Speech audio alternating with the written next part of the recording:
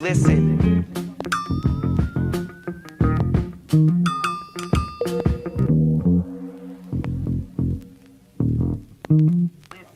I spent my whole damn life in the city.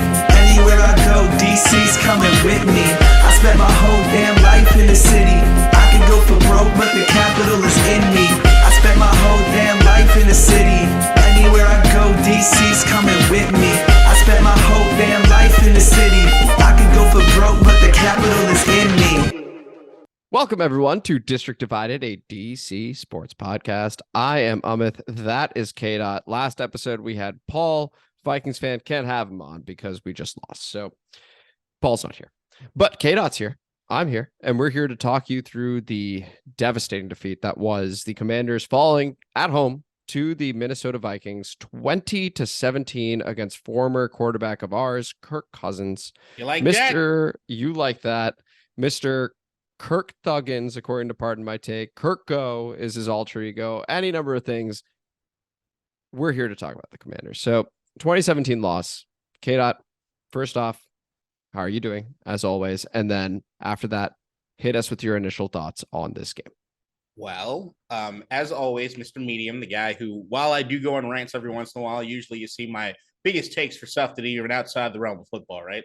It is still Victory Monday for your boy right here because Dan Snyder's on his way out. So keep things in perspective, people. Got to keep things in perspective. But yes, I am. I'm doing well on this Monday, even though that was a tough loss, a tough pill to swallow yesterday.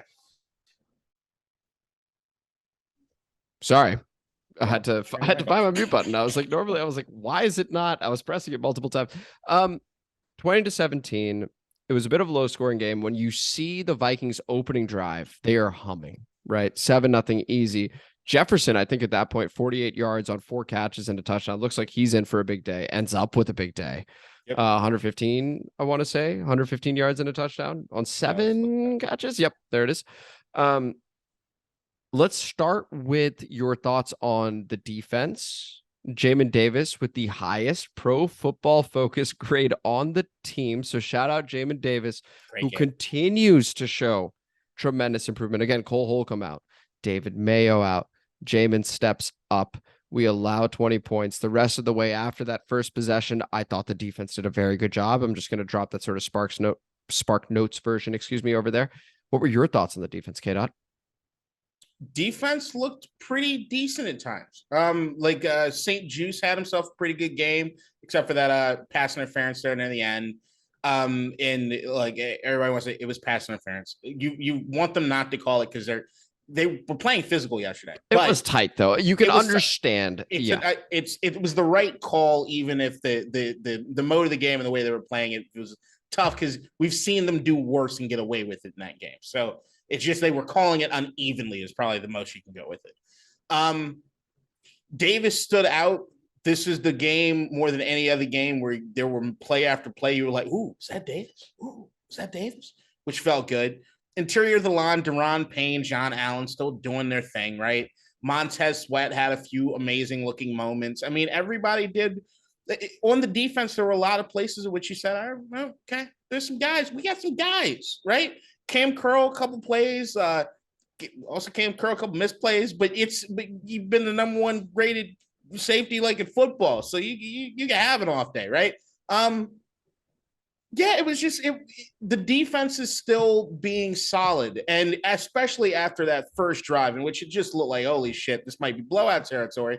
But it's like our boy Paul said, when Kevin O'Connell and those guys have the script. The first 15 plays or so of the game. Thought of him when he said that. Yeah. But yeah, the thing that stood out more to me than anything else was I didn't know what the fuck Minnesota was doing past that first drive. I just couldn't understand what they were trying to get done. I would imagine that was something Paul was alluding to as well, because if the first 15 so good and they're winning all these one-score games and they did it again, well, then there is some thought to what happens after that. Like, why does it get so real? And I wanted to just shout out the defense for. We talked about Dalvin Cook, right?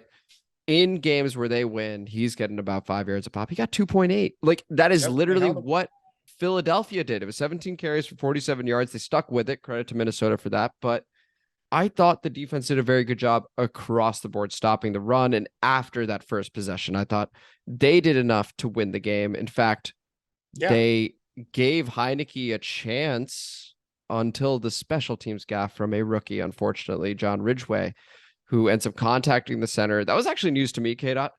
Even though it intuitively made sense that the center is a defenseless player in the case of a field goal attempt. I don't think that's as well known a rule to the casual fan, and even those that are a bit more.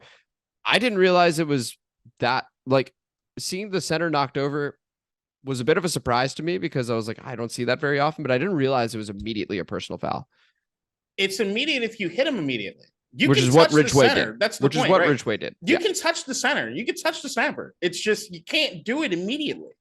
Yeah. And the biggest glaring thing that came out of it was that in the press conference or the post game, or since the game has had, Ron Rivera said the Ridgway did exactly what he was coached. And there were some questions about coaching down the stretch over there, KDot. So, I mean, that to me, as far as the Ridgway thing, was glaring. But this goes all the way back to Pee Wee. You can't touch him, at least not immediately. Like, if you're going to do something, you can scheme something up, but that's why you hardly ever see that penalty, because everybody kind of universally played football, at least on special teams, knows it's the one thing you can't do. Well, the two things you can't do: don't hit the guy kicking whatever the football's happening, and don't knock out, because you can blow up that snapper at any given point in time. You can't do that. Yeah. And again, it's tough because it's the day after. We're hurting a little bit because of the loss. Again, Dan Snyder's telling the amazing news. Jay Glazer confirmed it. Rap Sheet has more or less confirmed it as well. This is meant to be a wholesale, which is great. But at the end of the day, we still lose the game. I kind of want to chalk it down to just a rookie mistake. And then you talked about it in the post game where he's like, hey, Ridgway did what he was coached to do. That is alarming. But overall, that's defense, that's special teams. Can we talk about Taylor Heinicke doing something I've never seen another quarterback do? Scouting referee movements. To know that their safety was going to hit the referee based on that back pedal and allow Curtis Samuel the opportunity to score that touchdown. I mean, you talk about Heinicke magic. And I think you can point to that play and say, this guy gets it. Not only is he looking at the defensive film, he's looking up who's refereeing this game. What are their sort of movement patterns? And let's just give this a fucking shot. And I mean, what a spectacular play to Curtis Samuel. KDot.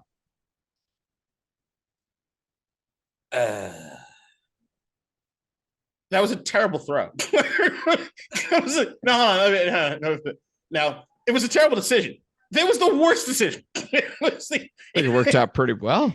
Once again, Taylor Heinicke just proving that you got enough balls to just do shit that nobody's expecting. Sometimes it works out for you. When I saw that throw, I was like, oh, it left his hands God. And they showed the guys. I'm like, no, what? There were three guys back there. And if it wasn't for the ref, this is absolutely an interception. Once again, that wasn't Terry McLaurin going for the deep one. That was Curtis. So anyway, a hell of a play by Curtis. Tracking the ball and then with the wherewithal to back into the end zone. Amazing job. The decision itself was a piss poor decision. It was a terrible decision. And then think about the situation. Second half, first series, you're trying to make something happen. Oh, he was it third down? I don't think it was even third down. A distance it was, but he let it fly. It was but it's what makes Heinicke. That's what we love him for. I mean, like it's moments like that. Honestly, there's something to him. It's magical. That is genuinely magical. It's genuinely magical, and it's genuinely one of the reasons I can absolutely say, yeah, it was second down. I can absolutely say when I'm sure it'll be in the comment mailbag when Widge wear your helmet at wants to ask about why we still talk about Carson Wentz. It's because of that. It's because of that. He can't. It was a terrible. Like it happened to work out. But he has one of those plays every game. One of those ill-advised throws every game that just so happens to get in there, and it's like, can I just the fuck? The gods are on your side, Taylor. So here's the here's the drive summary. So Antonio Gibson returns it to the Washington 48. First and 10 at the Washington 48. Great return to set the tone and stuff like that. First and 10 at the Washington 48. Brad Robinson runs for 3 yards. Second and 7. Taylor Heinicke throws a touchdown pass to Curtis Samuel where the safety runs right into the referee. And I mean, you talk about setting a tone. I mean, that absolutely electric, but I'm agreeing with you. I was just having some fun with it. Like it was insane. It was you have the best field position you've had. Absolute insane play. That it was insane, but it was so pull back. I was over at a buddy's house watching the game. And at halftime, it was me and 3 other guys watching the game. So we at halftime, I wanted to have a cigarette, so I go outside. Somebody brings out a football and they're playing catch. Then I threw a terrible throw, and I realized I don't want to do this anymore. So I went back inside because it's halftime, so I'm going to go back in. Yeah, and I go back in, and I literally see Antonio Gibson catch the football. The game's back on. And then you see the series of stuff that happens. It's less than a minute into the second half that all this shit goes down. It's 14. It's like 14-10 when he throws the ball. When the guys came back in, what happened? And they're on a commercial break, and I explained they refused to believe me. It was that crazy. It was the most insane series I've seen in quite some time.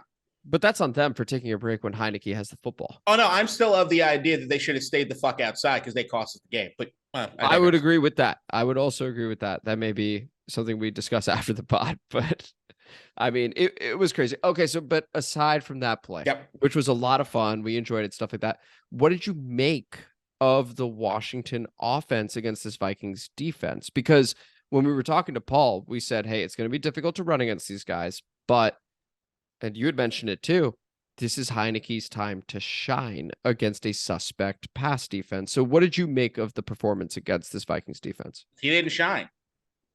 The moment was for him to take the full command of the team. And this is the reason why, no matter how much he can be the leader in the locker room, no matter how much everybody might believe in him, if you have to put the ball squarely in his hand over the course of a game and say, you've got to carry us through this entire thing, it's almost an impossibility. You have to have the run game working, right? You have to have the defense playing it at full tilt because he's going to fuck up at some point in time. And it's like everything has the way that we play is it leaves you zero room. It's 0 errors. You leave like no space for errors in the way that we play games if you're going to win them, right? And that was the thing. Taylor it was some of the worst I've seen him this season. The checkdowns that he didn't take, the sacks that he took, that didn't make a lot of sense.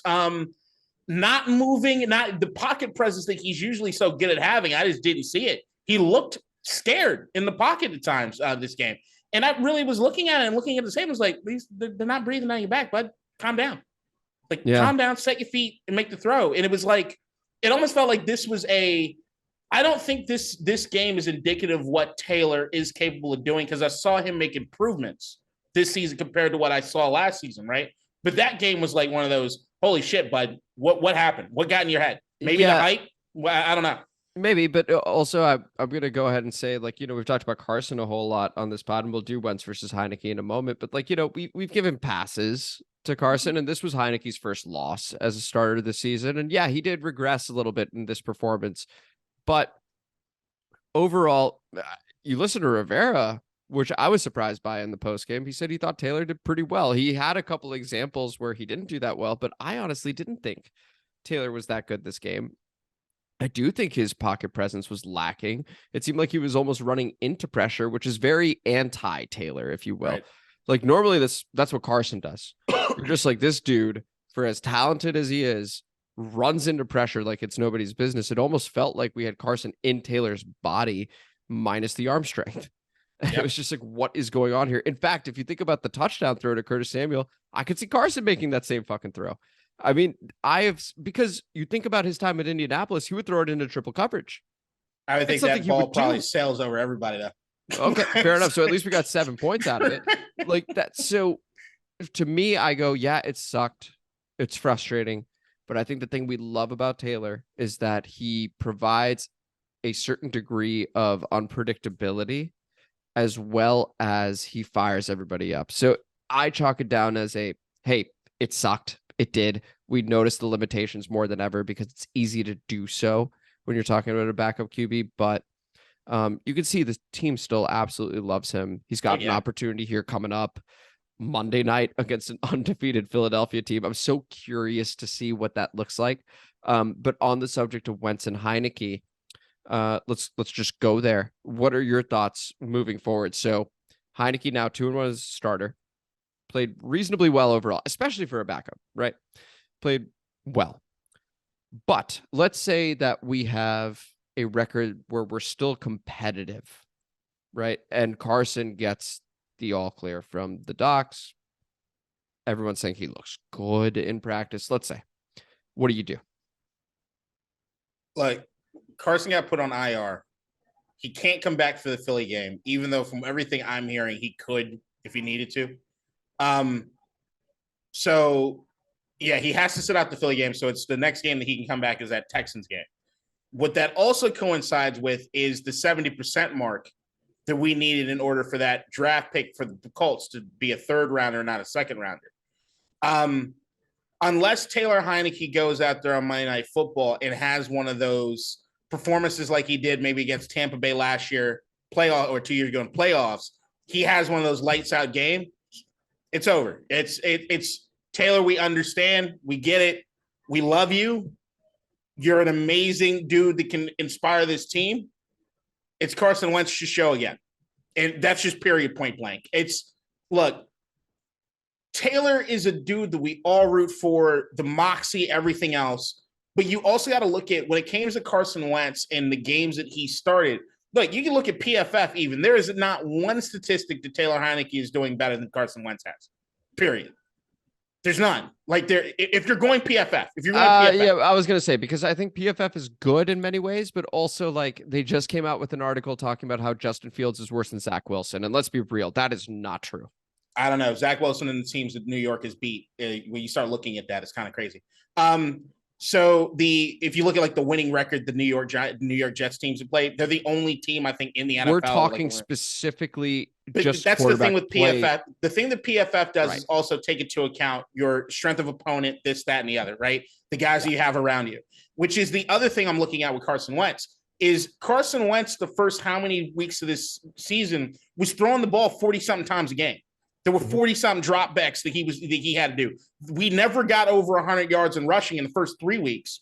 And even beyond that point, like what Chicago game, like, yeah, hold on, let me pull this shit up. Because it's go ahead. Yeah. Yeah, you look at the first time we get over 100 yards is the Cowboys game, the 142. But those first 3 weeks, then the Tennessee Titans game, we get 43 yards rushing, and Carson actually threw for 342 yards. So in terms of overlap with Brian Robinson, which has seen us huge, also get a reinvigorated Antonio Gibson. Yep. So you have a fresh Gibson, which also the way it seems as though the Scott Turner's doing it is first half's Robinson, second half's Gibson. Don't necessarily agree with that, but it feels as though that's what's happening. But that wasn't true last week because they started off with Gibson. Right, they started off with Gibson. But I don't like the half. Screw this half shit. You need to start spelling these guys differently. Completely agree. But even beyond that, look at the amount of offensive line configuration that Carson Wentz had to have. There were every week that he went out, there was a different configuration of the offensive line. Like there was no rhyme of fucking them being solid or us knowing what it is they had. There was no unit for him to even gel with. And they weren't good. That offensive line, like as much as we knew Carson was absolutely holding on the football entirely too long.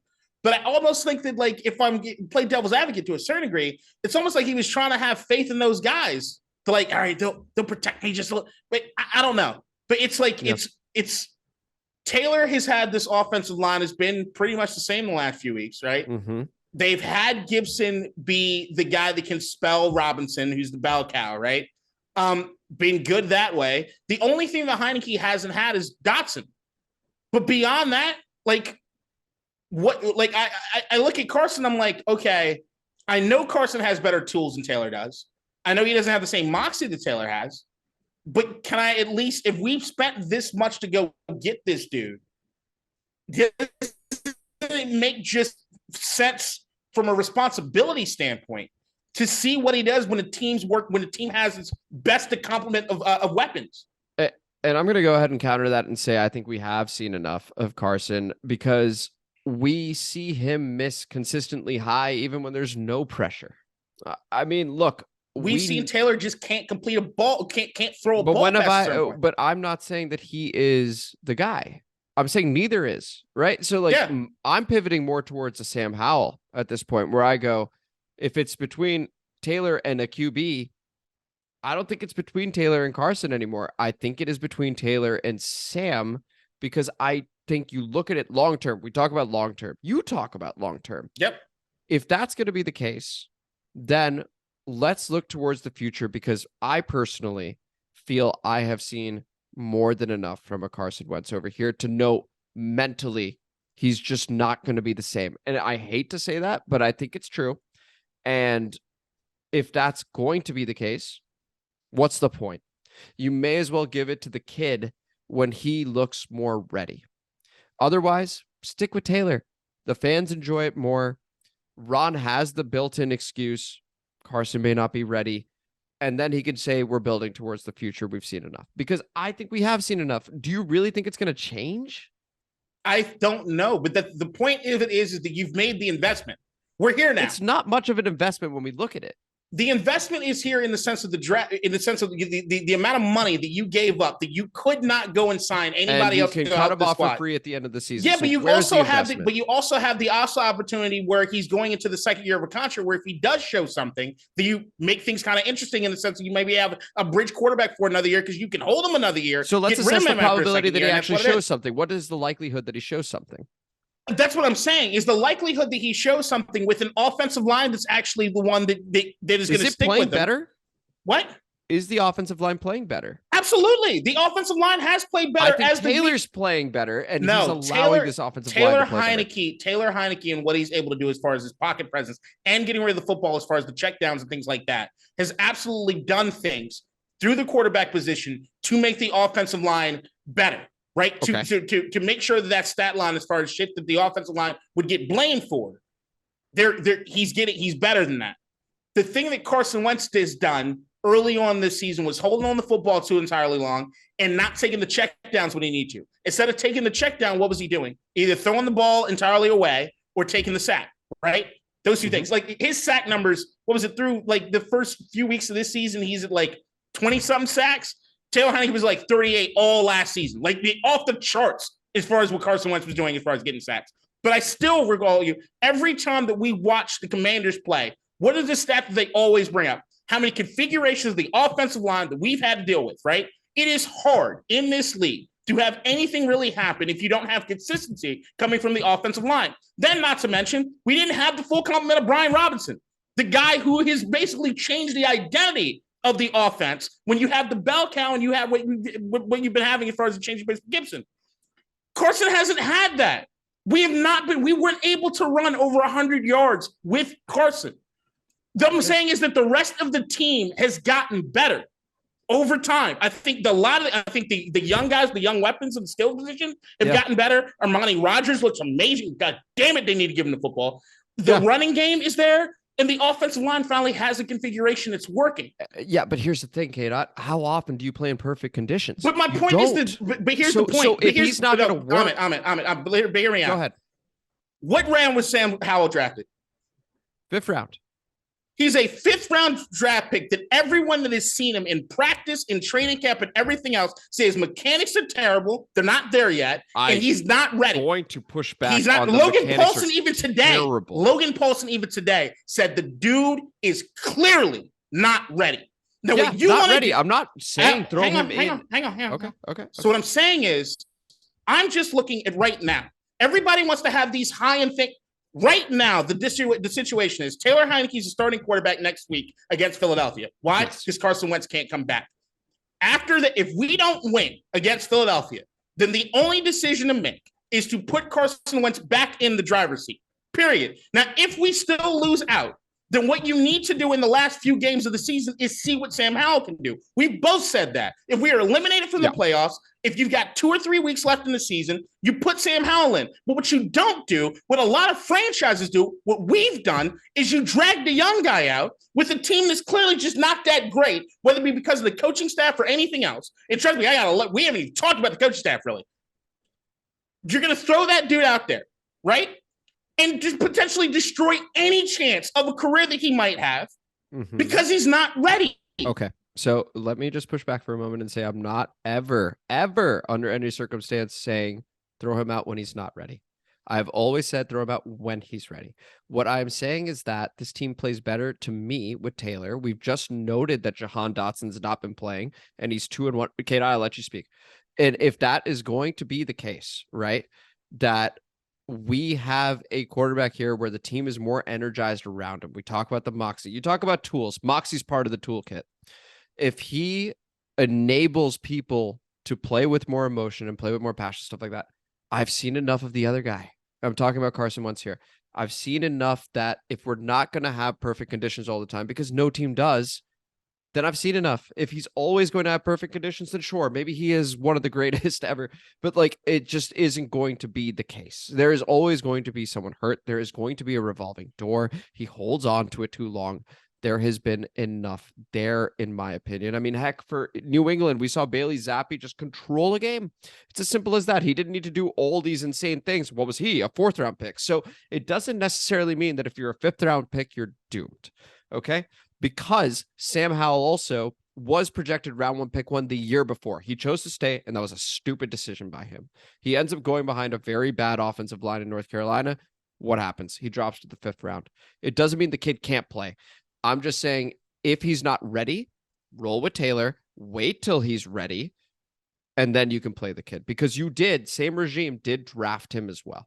So that is all I'm saying. But we can respectfully disagree here. If Carson came back and played lights out, happy to admit I'm wrong there. The bottom line is that everybody right now in Washington, I'm counting you two, is getting entirely too emotional behind the Carson Wentz thing. And I think the idea that people have seen enough from Carson Wentz when this team was entirely looked different the last time that he took under center. The offensive line looked vastly different. The defense wasn't playing anywhere near as well as it's playing right now. And the run game was non-existent.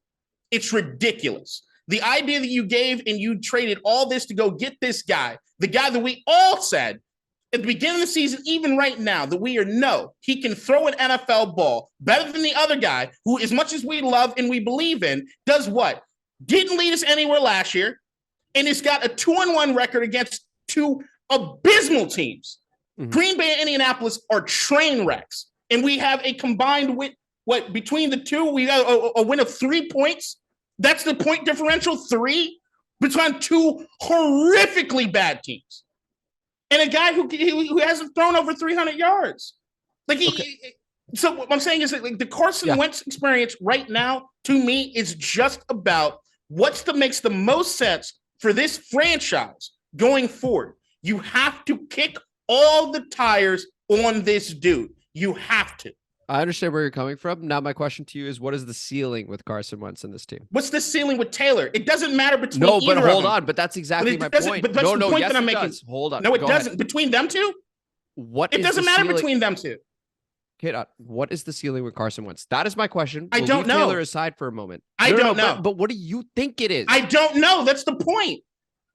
I don't know. You don't think about a ceiling at all? I do not know what Carson Wentz's ceiling is. I don't. Okay. Because he didn't have he didn't have a rushing attack. He didn't have an offensive line, and he didn't have a defense. Okay. I don't know. Okay, so this front office has to answer that question, right?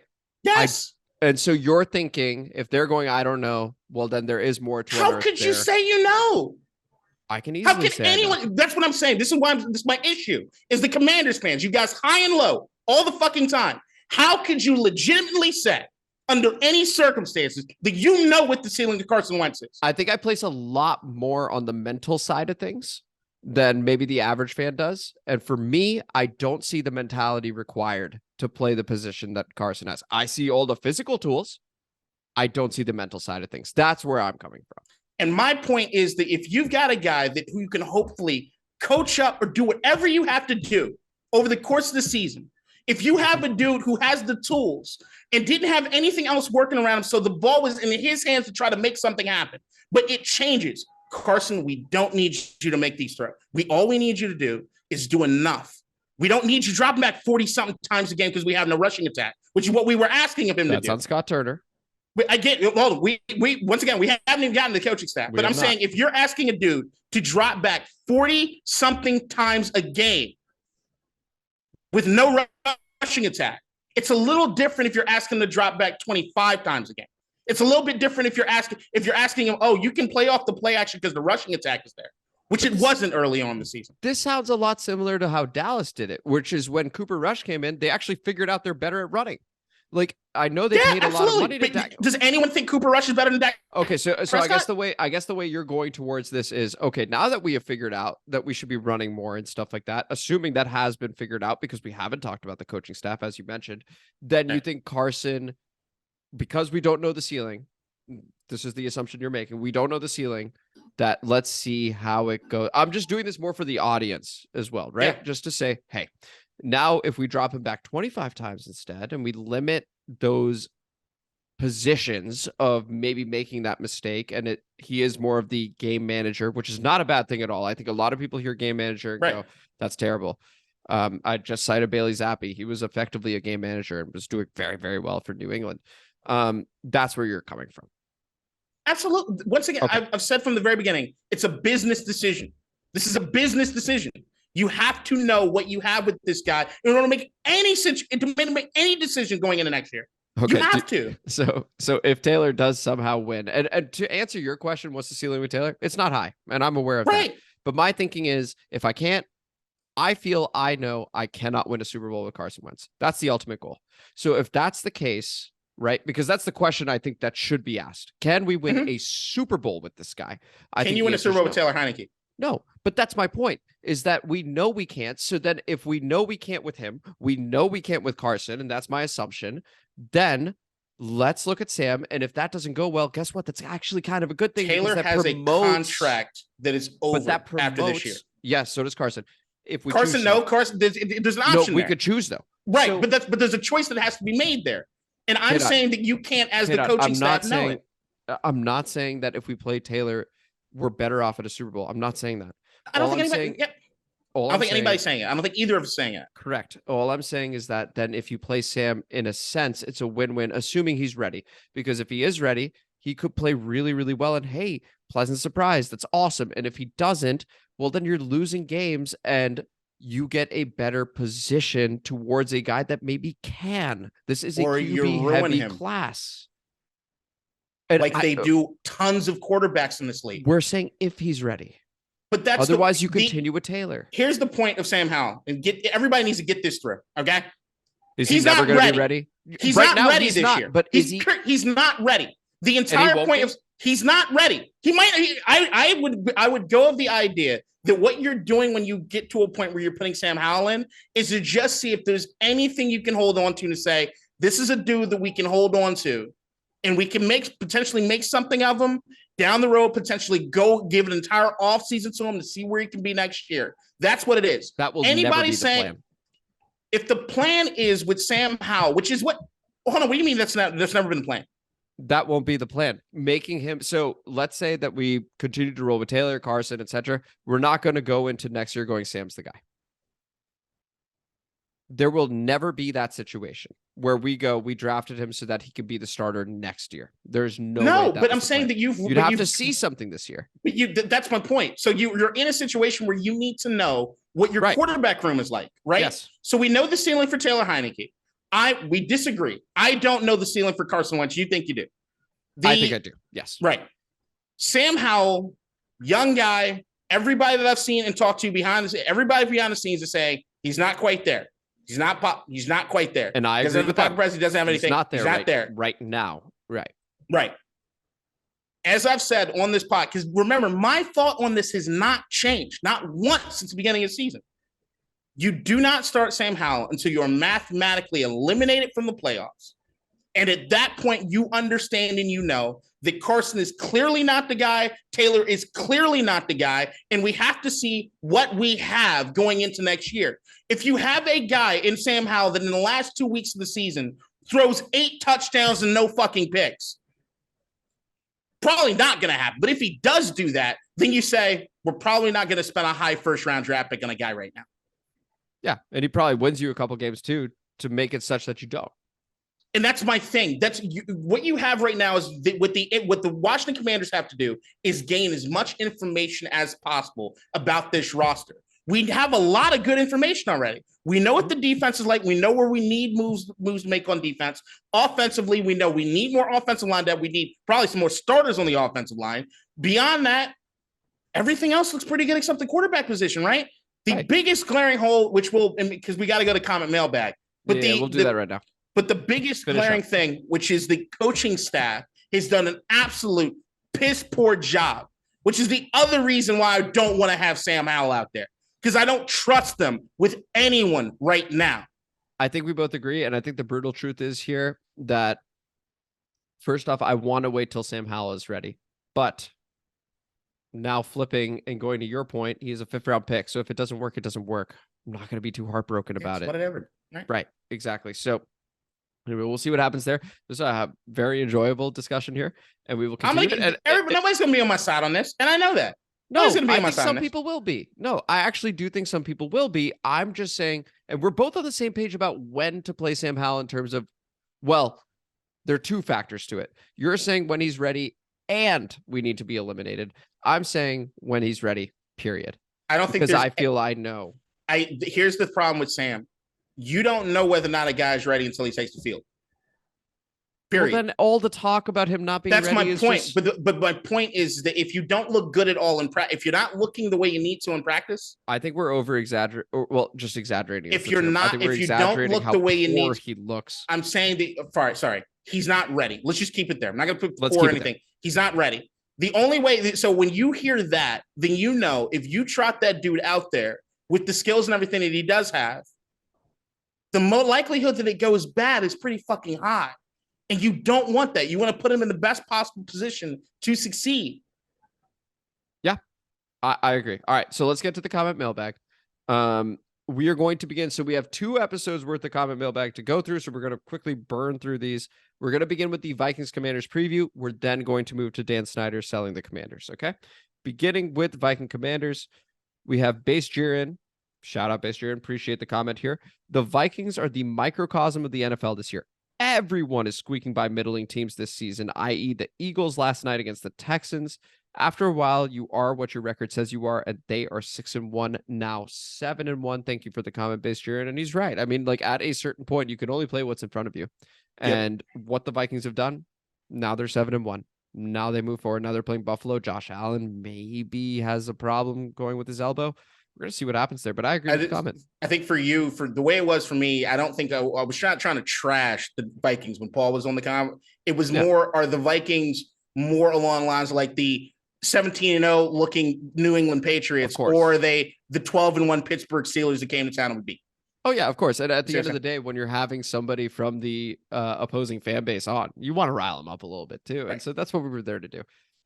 Now we have Bishop Don John, shout out. He's commented a few times, or she, or they. For the parade when Snyder officially sells, what's the roll up and drink of choice for you guys? Ooh, I'm going to have my white peach game rolled and my Jack and Coke poured up. What are you going to have, KDot? Depends on what time of year. I'm a fat guy. If we're in a parade, I can't be walking too much. Probably be a Gatorade, you know. If it's hot out, yeah, it's probably gonna be a Gatorade, a big Hydro Flask full of water, just so I can keep my bearings. If it's cold, it's the winter, and I can walk for a while. It'll probably be just a coffee. Yeah, or just a coffee. Okay, I might probably somebody will be on the street hook my coffee up a little bit. I would have a Lefroy whiskey. That's what I would do. That's what I would do for that parade. Just sipping on some whiskey. I just want to light stuff on fire. Lovely time. Oh, yeah, you'll have plenty of opportunities to do that. And there's one more comment from Bishop Don John. If you had the chance of any of the other 31 teams that the Commanders are traveling to for an away game, which one would you go to? as far as city and enjoying the weekend up to the game? So that's a question. And which one would you go to based on the in-game atmosphere and potentially acting an ass in the stands? And Bishop Don John answers with his is Vegas for the city and Philly for being the asshole. What's your answer to that question? So it's just any team, not. So first is city based. Like which city would you like to go to as the lead up, and then the follow up is okay. But for the in game atmosphere, where would you want to go to act like an asshole? My answer is the same for both. Go ahead. Green Bay. I want to see Lambeau. As you guys know, I got a good friend that's a part owner, so I can't wait to act a fool in that bitch. And I love cheese curds. That makes a lot of sense. I think for the city, I've been to Vegas before. I'm actually going to New Orleans for the first time ever. I think otherwise I would have picked it. I've been to Miami. I think I would probably pick Miami just for the weekend. Why not? Enjoy it. I haven't been there before. And then is the Amit from 2 weekends ago going to be the Amit of Miami? I can't make any promises here. This is the comment. Yeah, probably would. This is the comment mailbag. So who knows? I'm just gonna let Amit go and see what he does. And then there is.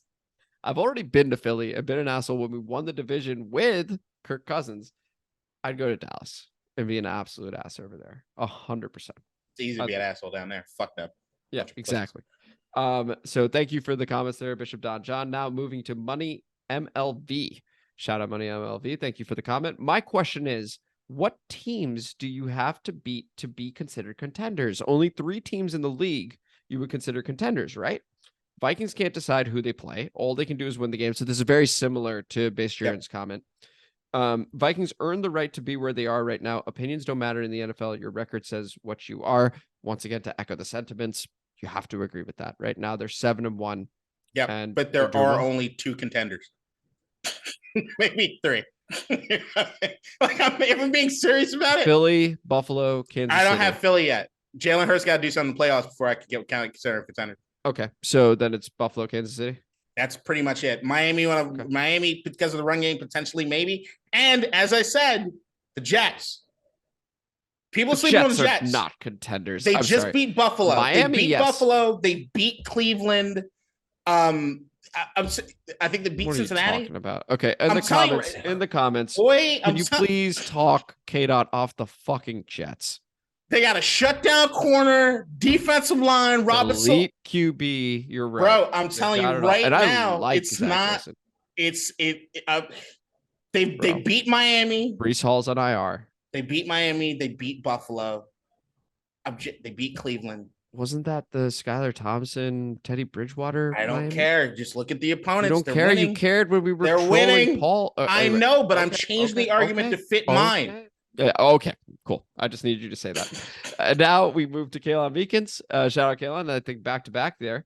Comments. You can't double anywhere against Washington unless they plan on running a single high safety look. I think Scott calls a career game against them. Oh boy. Antonio Gibson eats and tight end over the middle will be paramount. Curtis or AG will have a huge game. Maintain balance. I'm worried about Cook though. This is the beauty of being a fan, is that in this situation, sometimes it makes sense in your head, but then what actually plays out is totally different, because Dalvin Cook, we talked about him in the preview episode. Could he be a problem? 2.8 yards a carry. Not really a problem. Nice catch in the end zone. Nice catch in the end zone on Kirk's throw. The Aaron Jones catch. Yeah, actually. Yeah, what is it about NFC North running backs in our end zone that just do it? But then Scott in no way calls a career game as an offensive coordinator. If anything, more questions about him.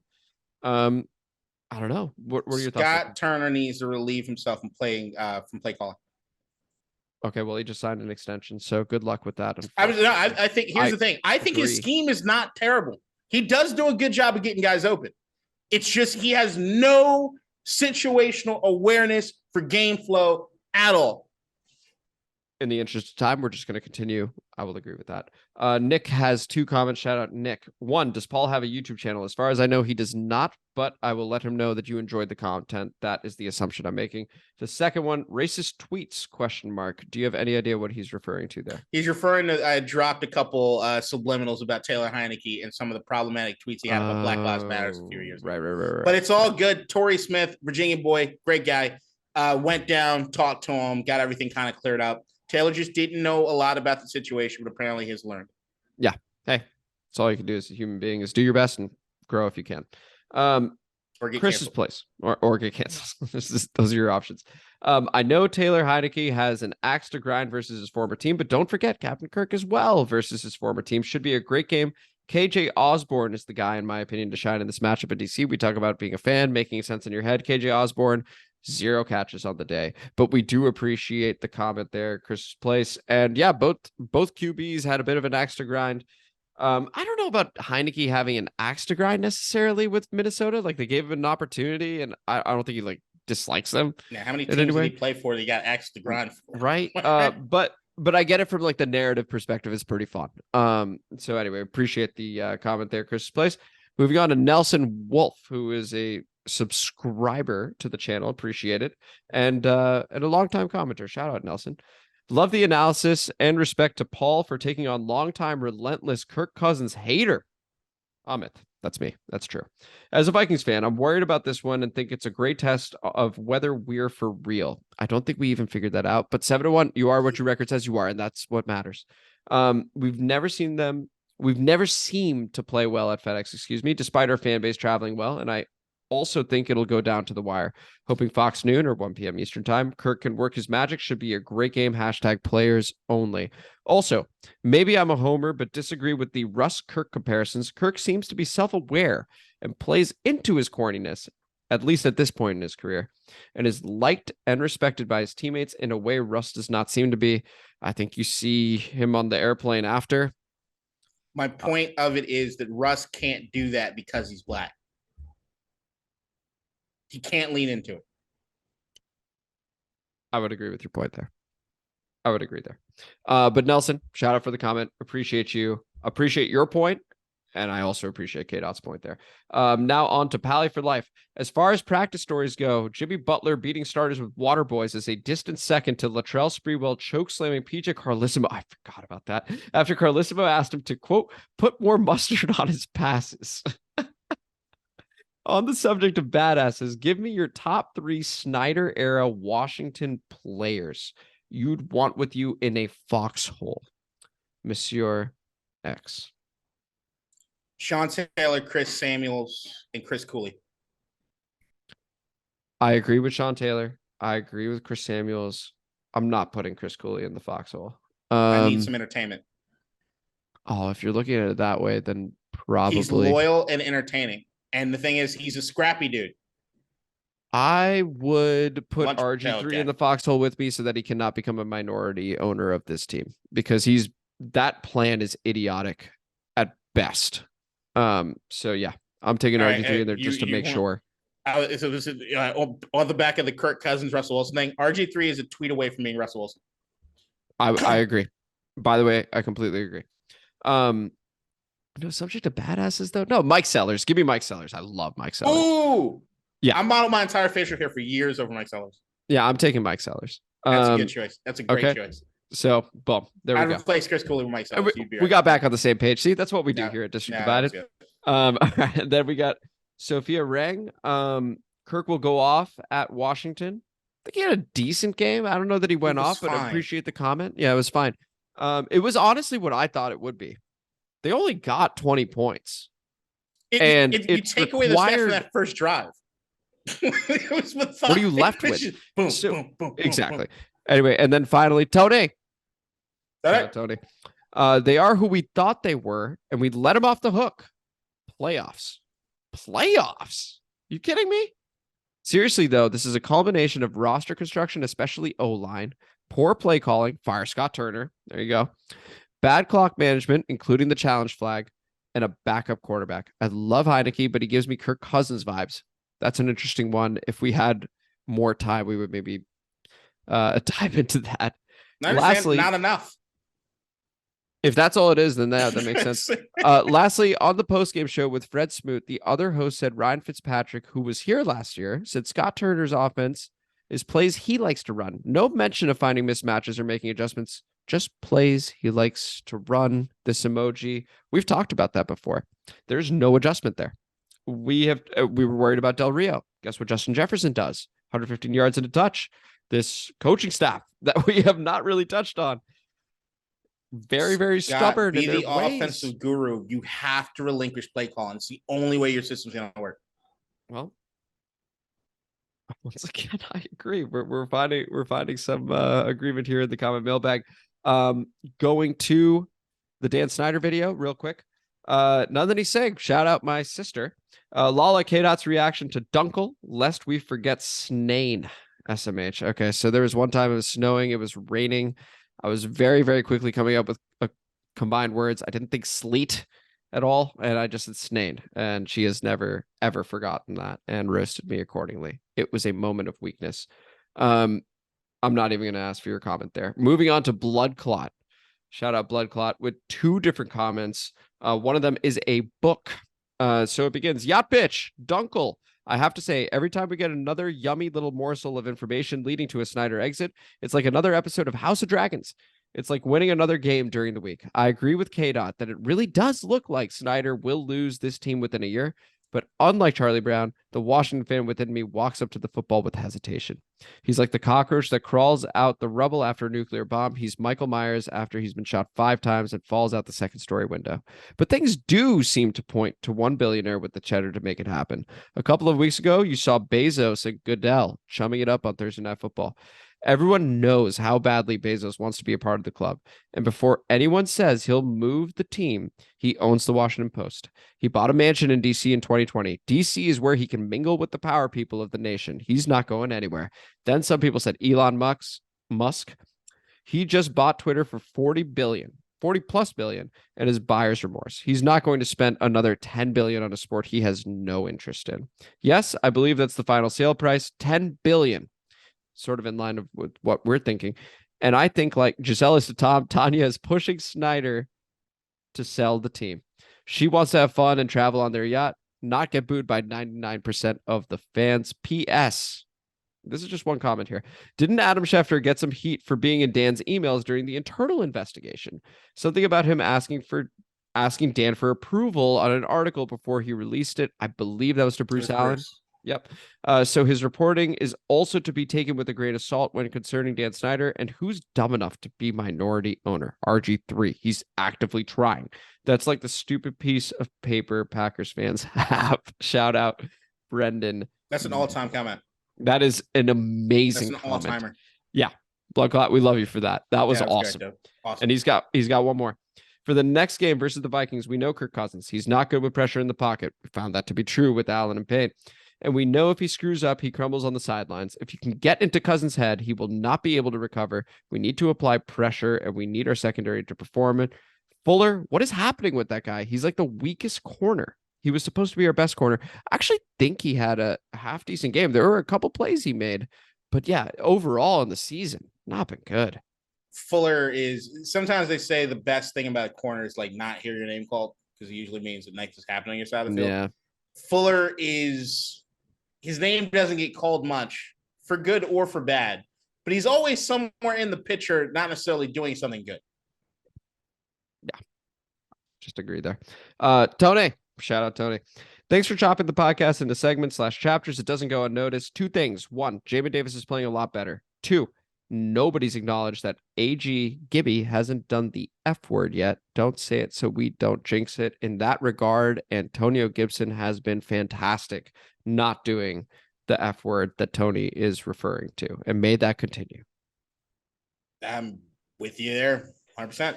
All right, on to vaccinated anti-vaxxers. Snyder said he will never sell the... This is such a long comment mailbag. We love you all. Snyder said he will never sell the Washington Redskins. He never said he won't sell the Washington Commanders. Technically, that is true. I love that.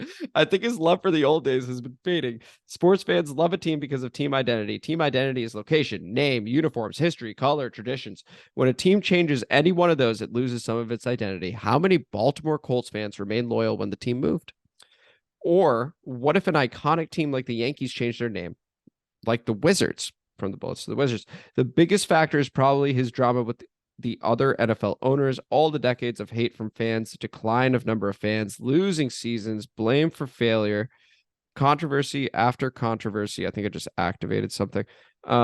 It's only now he shows signs of ready to move on. It's vaccinated anti-vaxxer. What do you think there? I disagree with a lot of the fundamentals on that. Really? I get what you're saying overall, but like the Baltimore Colts situation, you had a guy move the team in the middle of the night and left an entire. I live 6 blocks away from where the old stadium used to be. Mm-hmm. It's just now is starting to be revitalized. It killed everything in that area. It wasn't just that he lost a football team. It was that you had a stadium in a neighborhood that you ended up killing by moving it. But the overall thing, more than any other thing, winning cures all. The fact that the Ravens showed up and in 2000 had this world-beating team and won a Super Bowl has one of the loyalist fan bases in the country. Winning cures everything. If we go on a Super Bowl run, I don't give a fuck what team is called. We are all going to hop back on board. Agree with that. And then Johnny Otto, shout out Johnny, who's commented on multiple videos. I noticed Ridgeway making plays and eating up space. He's playing the Mathis role. He was a steal off Dallas. If only we knew that he would have the personal foul that would end up costing us this opportunity to have a win and have Heinicke have the ball with under 2 minutes. Maybe it's a totally different episode, right? Maybe Heinicke's 3-0 as a starter. You just never know. But shout out for the comment, Johnny. You never know. Hey, you said I don't know this whole time. Anyway, we're not getting into that. Then we get to Pally for Life. I feel like whatever street cred Amit earned from screaming "Get Buck" lyrics in Rock Creek has been negated by the Dunkel debacle. It almost sounds like a euphemism for some depraved / obscene act performed between 2 consenting adults in international waters. As a corollary, what act, bona fide or theoretical, would you associate with Dunkel? P.S. Get after Kirk and rattle him, Monsieur X. I'm going to take a moment to shout myself out for reading all these comments and only maybe messing up one. Can I say what I think Dunkel would be? Yeah, go ahead. I'm going to say incest-based role play involving Dunkaroos and analingus. It's like you take the little stick, you smear it. No. That wasn't permission to continue.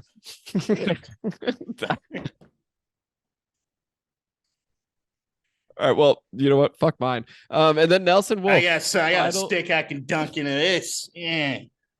Final comment. I hope to get the street cred back at some point, Pally for Life. But appreciate the comment. And then Nelson Wolf, back to back. Oh, Snane.